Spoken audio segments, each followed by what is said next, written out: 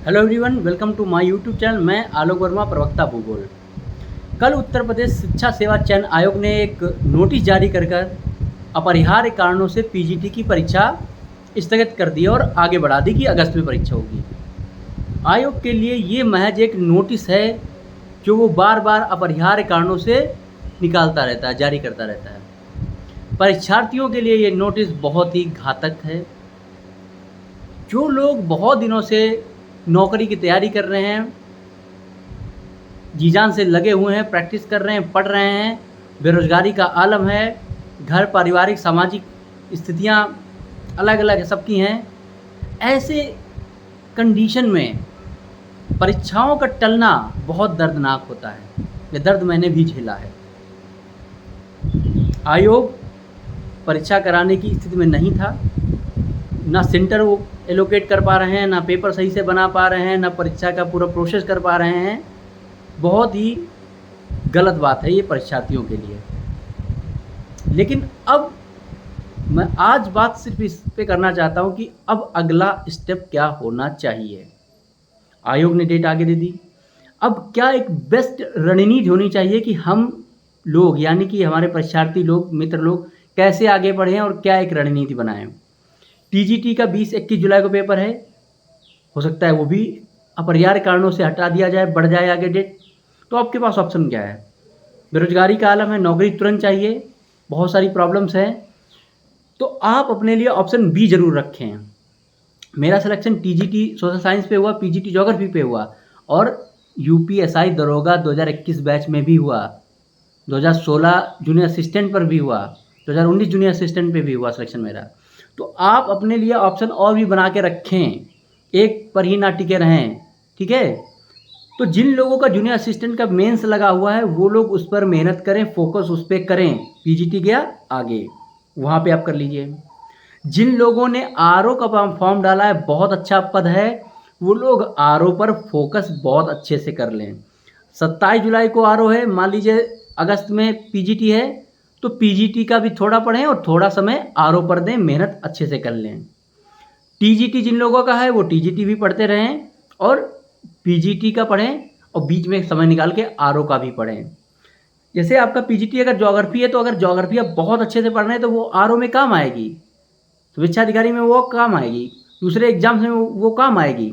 तो इसके लिए क्या है, पीजीटी आपका ज्योग्राफी, तो ज्योग्राफी आपका क्लियर हो रहा है।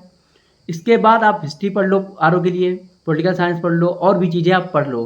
तो आरओ का इतना पढ़ लो कि प्री तक हो जाए आपका, मेंस फिर आगे होगा जाके। जूनियर असिस्टेंट में यूपी आएगा, स्पेशल कंप्यूटर का है, हिंदी का है, वो चीज़ें पढ़ लीजिए। यानी जो नौकरी मिलने वाली हो उस पर फोकस ज़्यादा कर लीजिए, नौकरी पकड़ लीजिए। सबसे पहली चीज़ है कि कोई एक नौकरी सरकारी आपको मिल जानी चाहिए, इस पर फोकस कर लीजिएगा। बहुत अच्छी रणनीति बनाइए, एक चार्ट लीजिए, उस पर लिखिए मी, मैं तो ऐसे करता गोला बना के मी लिख दिया, एरो बना दिया, इधर आरओ, इधर पीजीटी, इधर जूनियर असिस्टेंट, इधर डी++पी। अब दिन को 4 भागों में बांट दिया, इसके इतना समय इसको देना है, इतना समय इसको देना है, इतना समय इसको देना है। अब मान लीजिए पीजीटी ज्योग्राफी है मेरा, तो ज्योग्राफी तो क्लियर ही हो रही, तो history, geography, history, polity, economics वगैरह अलग से पढ़ना पड़ेगा। जूनियर असिस्टेंट में कंप्यूटर, हिंदी अलग से पढ़नी पड़ेगी। तो ऐसी एक बहुत अच्छी स्ट्रैटेजी बना करके आप काम कर लीजिए और कुछ तो अच्छा करना पड़ेगा, हार्ड वर्क करना पड़ेगा, तभी जॉब मिलेगी। स्टेप टू स्टेप आप आगे बढ़िए। मैंने 2016 में जब जूनियर असिस्टेंट निकाला, वो 16 का फॉर्म था। ज्वाइनिंग लेटर मुझे मिल रहा है 2022 में, जब मैं लेक्चरर के पद पे ज्वाइन कर लिया था। तो ये चीज़ें आपके साथ होती रहेंगी। अब जैसे प्राइमरी वाले हमारे भाई बहन जो बैठे हुए हैं, प्राइमरी की भर्ती के लिए बैठे हैं, कब से बैठे हैं?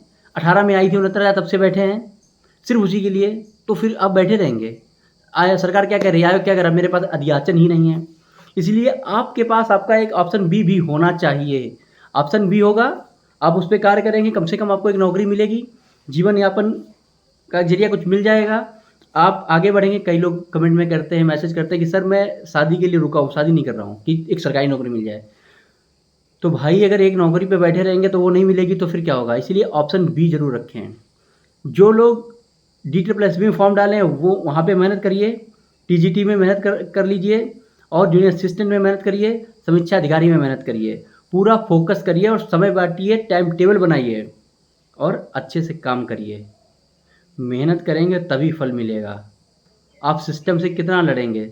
आप मेहनत कर सकते हैं और कुछ नहीं कर सकते हैं। मेहनत करते रहिए, बाकी तो ऊपर वाला जाने, भगवान जाने, आपकी जो समस्या है उनका निराकरण वो करेंगे।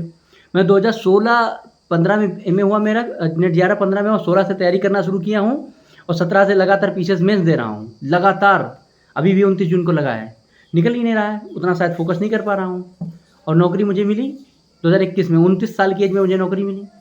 एक और नहीं, उससे पहले मिली थी। 2021 में 5 नौकरियाँ मिली। टीजीटी हुआ, पीजीटी हुआ, यूपीएसआई हुआ, 2016 जूनियर असिस्टेंट हुआ, 2019 जूनियर असिस्टेंट हुआ, 18 में सिपाही भी हो गए थे। तो ये सब चीज़ें हैं, मेहनत करेंगे तो फल उसका मिलेगा, आज नहीं कल मिलेगा।